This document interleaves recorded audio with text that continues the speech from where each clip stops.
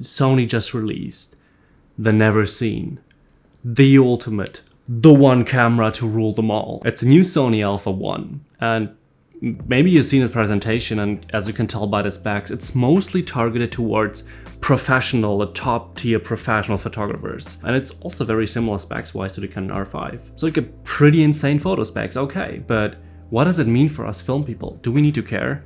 I want to give a brief analysis about the video specs of the Alpha 1, compare it to the A7S III, and give my opinion of where I think the Alpha 1 fits into the Sony mirrorless lineup. So let's go.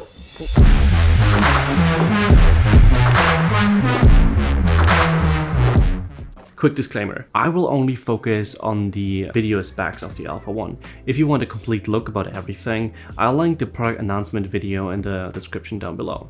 So, facts in short, we have an all-new 50 megapixels backside illuminated full-frame sensor. We can shoot 8K with up to 30 frames a second. We have 4K with up to 120 frames a second.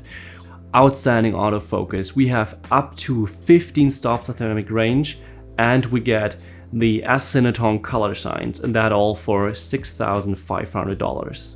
What obviously stands out is that we have now another camera that can shoot 8K video. Nice. I think it's pretty much depends who you are and what kind of work you do, but I think 8K can be really helpful in certain regards. And yeah, I know 8K content creation is kind of like a niche thing, but it can be very helpful for like reframing and pushing in without losing any detail. That's great for interviews and talking head videos, for example. With that said though, you can record 8K only in H.265 in 10-bit and photo subsampling.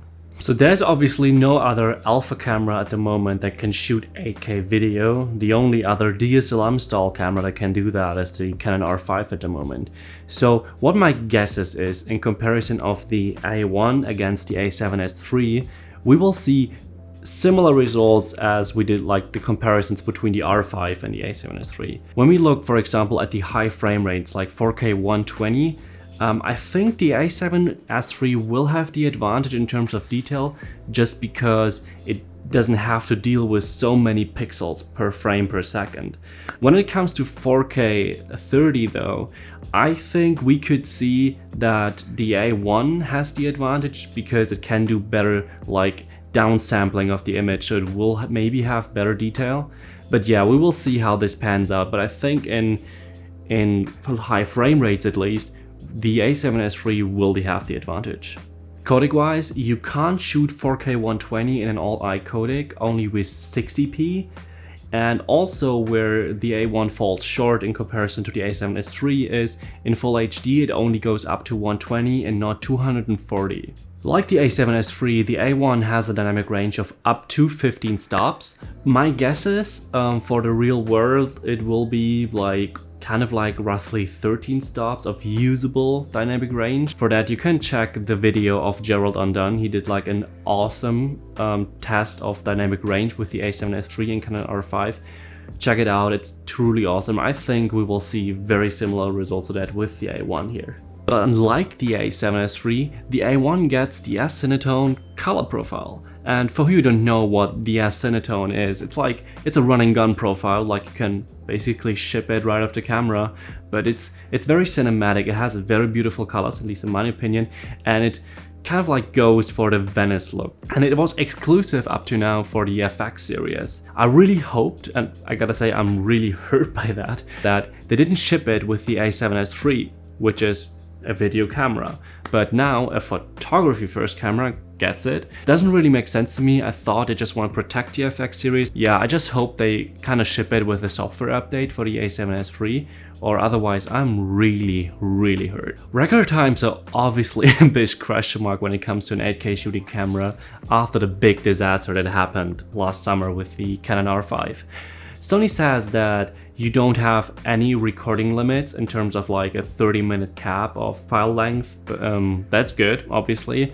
They only say that in 8K 30, after roughly 30 minutes, it will start overheating. In 4K 60, you won't have any restrictions heat-wise.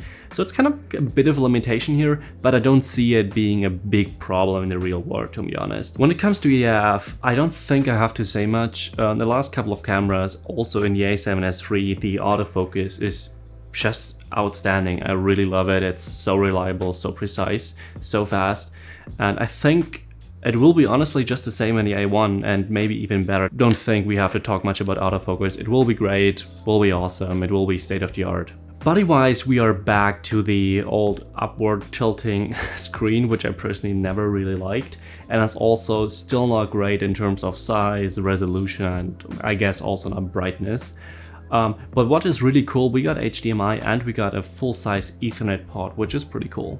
One thing I found particularly interesting is the new integration with the Xperia phones of Sony. I personally never understood why Sony didn't start earlier building kind of an ecosystem around that. But what they did now is that you can hook up your A1 via USB-C to your Xperia phone and then stream directly the video feed of the camera via the cellular network of the phone, and yeah, I can basically live stream like that.